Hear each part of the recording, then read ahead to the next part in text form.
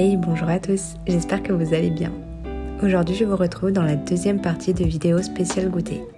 Et d'ailleurs, je vous ai fait participer sur Instagram en vous demandant quel goûter vous préférez.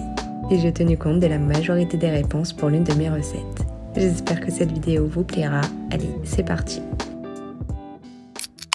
Vous avez été nombreux à me dire que vous aimez le brownie ainsi que les cookies. Alors j'ai décidé de revisiter la recette pour vous faire des cookies au brownie. Je peux vous dire qu'elle est vraiment délicieuse.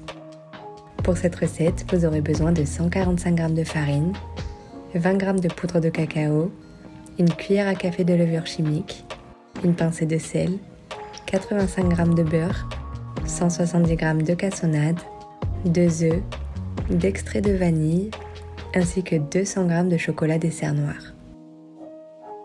Dans un bol, je mets 170 g de cassonade avec 85 g de beurre mou. Je mixe l'ensemble pendant 1 à 2 minutes jusqu'à qu'il soit bien mélangé.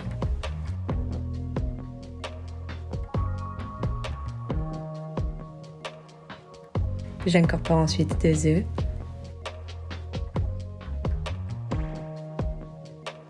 Et je rajoute l'extrait de vanille.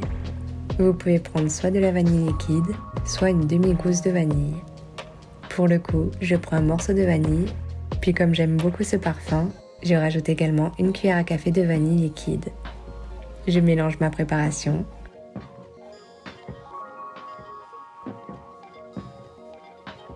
Puis j'ajoute 200 g de chocolat fondu.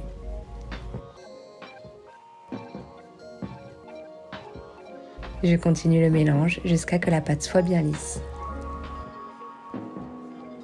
Je rajoute ensuite tous les ingrédients secs dans ma préparation en les tamisant. Je commence par mettre 145 g de farine, puis je complète avec 20 g de poudre de cacao non sucrée.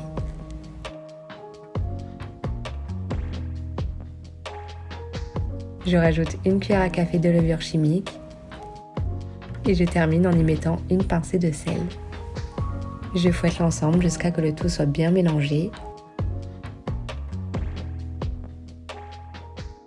Puis je couvre hermétiquement mon saladier. Je le place au réfrigérateur pendant au moins 1 heure afin de faire durcir la pâte. Une fois que le temps est écoulé, je sors ma pâte du frigo, puis à l'aide d'une cuillère à soupe, je récupère dans ma main l'équivalent d'1,5 cuillère de pâte. Je la roule dans mes mains, puis je la place sur une plaque recouverte de papier cuisson.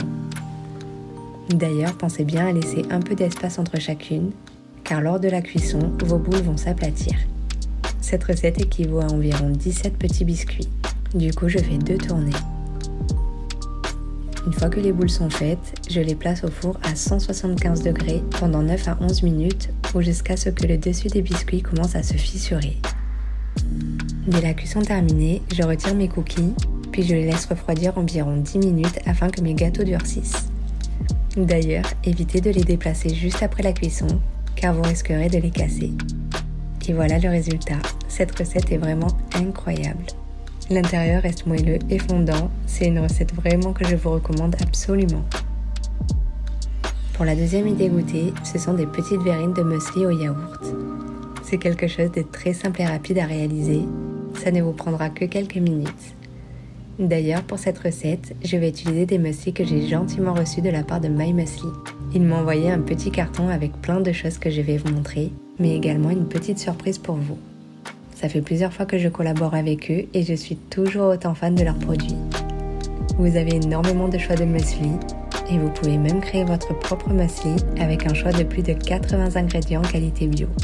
C'est d'ailleurs les seuls mixeurs en ligne du monde. Ils sont sans additifs artificiels, sans sucre ajouté et 100% biologique. Cette fois-ci, il m'a envoyé du muesli au chocolat avec des petits morceaux de framboise séchés. Et pour le deuxième paquet, c'est du muesli choco brownie. La composition est juste topissime. Ils m'ont également envoyé cette boîte de balles énergisantes. C'est la première fois que je les reçois et franchement, après les avoir goûtées, elles sont vraiment bonnes. Je les utilise toujours avant ma séance de sport. Vous avez 3 balles par sachet et vous avez plusieurs goûts. Vous en avez avec un cœur fondant à la purée d'amandes, à la purée de noisettes et à la purée de cacahuètes. En ce qui concerne la composition, vous avez de la date, des flocons d'avoine sans gluten et de la poudre de cacao déshuilée. Ils m'ont également envoyé cette petite cuillère pliable. Vous avez plusieurs couleurs de choix différentes. Je la trouve vraiment pratique, surtout pour l'emporter de partout.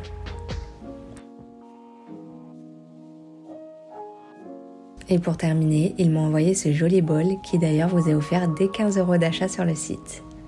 Vous avez plusieurs couleurs comme le rouge, noir, bleu, jaune et bleu ciel. C'est vraiment une très belle offre puisque j'en avais déjà acheté 2 de marque Mepal que j'avais payé 19 € chacun. Alors n'hésitez pas à vous faire plaisir. Je vous mets mon code promo qui est amandine-school ainsi que le lien en barre d'infos si jamais vous êtes intéressé. Cette offre est disponible jusqu'au 19 septembre. Pour faire mes verrines, je place simplement du muesli dans le fond de mes verres, puis j'utilise de l'Alpro vanille que je place au-dessus de mon muesli. Je termine en rajoutant quelques petites myrtilles sur le dessus.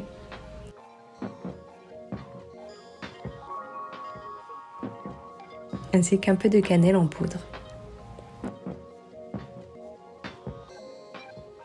Et voilà, le tour est joué. C'est vraiment délicieux et très simple à faire. Vous pouvez remplacer le yaourt Alpro par du fromage blanc ou autre. Et pour le topping, vous pouvez mettre ce que vous voulez également.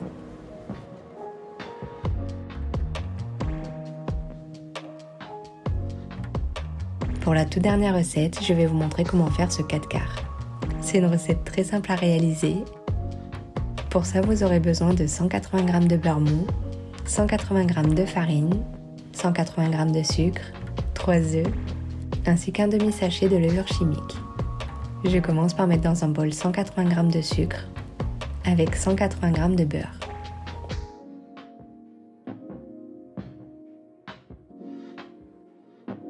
Je fouette l'ensemble jusqu'à faire un mélange bien homogène. La pâte doit doubler de volume. Je rajoute 3 œufs.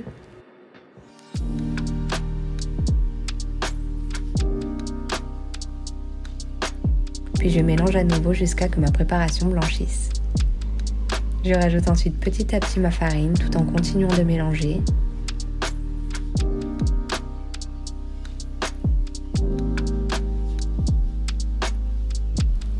Et je termine en versant une demi-cuillère à café de levure chimique. Je prépare mon moule à cake en beurrant chaque recoin. Puis je place ma pâte à l'intérieur.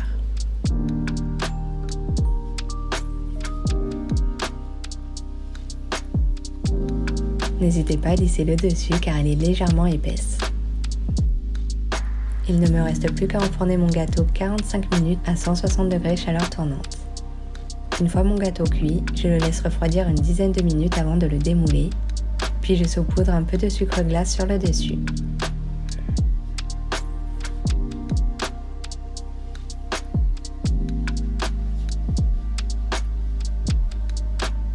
Et voilà, il ne reste plus qu'à le déguster. Regardez-moi un peu comme le gâteau est hyper moelleux.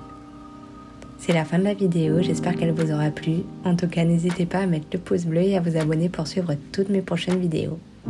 En attendant, je vous fais des bisous.